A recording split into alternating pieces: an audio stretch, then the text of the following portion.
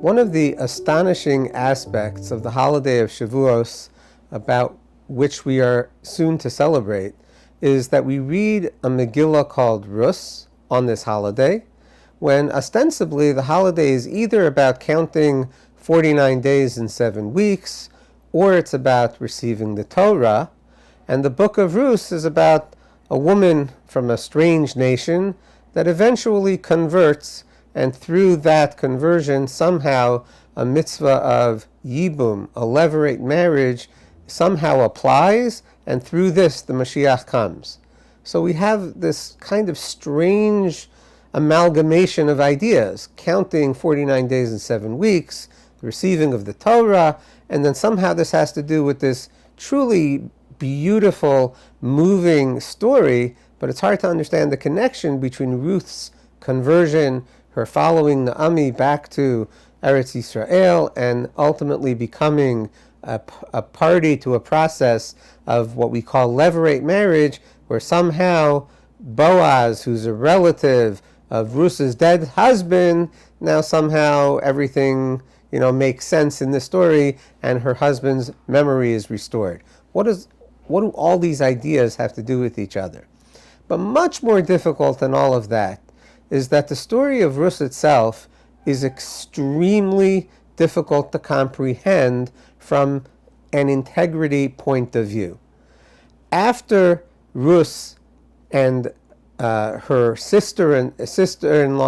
Arpa are now following Naomi back to Eretz Yisrael, we are told that Arpa goes back home, and Rus really wants to cleave with Naomi, and the Megillah constantly refers to the two girls as daughters-in-law and Naomi as the mother-in-law. And the problem is that after their husbands die, seemingly there's no more mother-in-law and daughter-in-law anymore. And on top of that, it's not so clear were the marriages originally kosher, were they not kosher. It's a big discussion among the major rabbis of the Midrash, of the Talmud. So the fact is that this whole story is kind of built on a house of cards, because maybe they were married, maybe they weren't really married to Machlon and Kilion. And nonetheless, the Torah considers them to be married, and that they're mother-in-law, daughter-in-law, even after the husbands die, which is also difficult to understand. Now, the next part of the story is also not seemingly built on reality, because Yibum only applies, a levirate marriage only applies when there's a surviving brother to marry the sister-in-law of the brother that passed, and there was no surviving brother, and so the whole concept that a different relative that's really the uncle of the dead children, either Machlon or Kilion, that he should somehow fulfill this concept of a levirate marriage is extremely difficult to understand, because it really,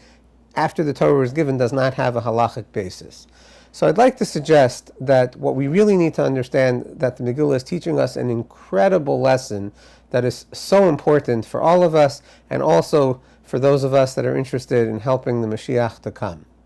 What the Torah is really telling us here is that there's a reality to how a human being takes responsibility and caring interest in another human being that creates a relationship as though the people are truly related. Of course, the halachic reality is that they're not related. But in terms of how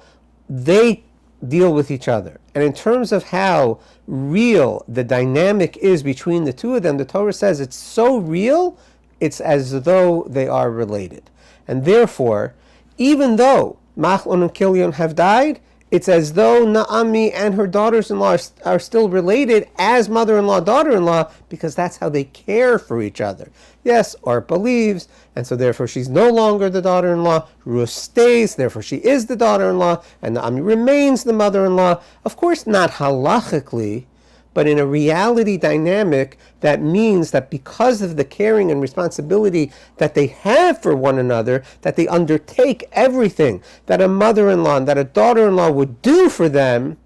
that makes the reality of the relationship totally relevant, and the way that not only they treat each other, but even the way Hashem would look at them. Similar to what the rabbis say, that when a person adopts his, let's say, friend's son, either teaches him Torah or adopts him, it's as if he gave birth to him.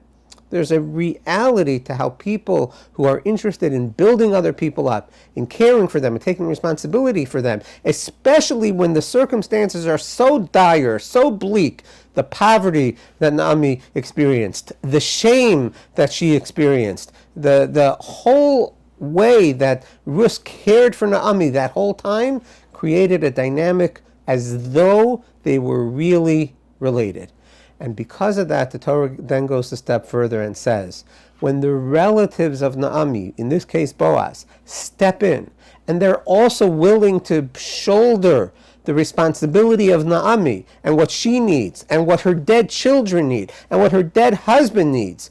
to have a name for posterity,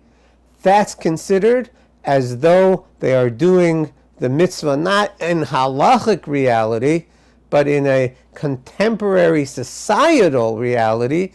that is important, and it is so important that it's actually the building block for what brings Mashiach. And that's what the Megillah is teaching us here, is that the Torah is so transformational to a human being that when you undertake the messaging of the Torah, especially when it comes to relationships and how to care for another person, how to build up another person, and your whole interest is to help that person have a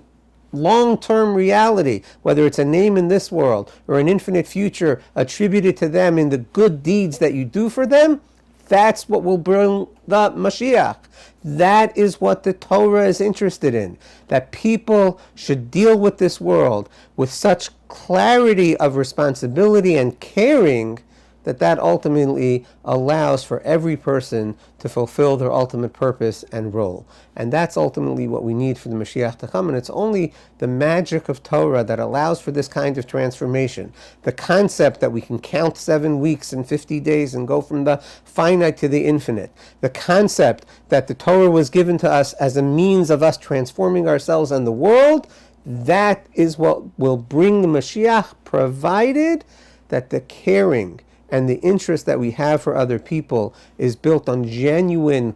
feelings of warmth and an ultimate ironclad responsibility for the other person's well-being. And that's how we can all become a brotherhood of mankind and help this world to achieve its ultimate purpose with the hopeful arrival of the Mashiach very quickly in our days.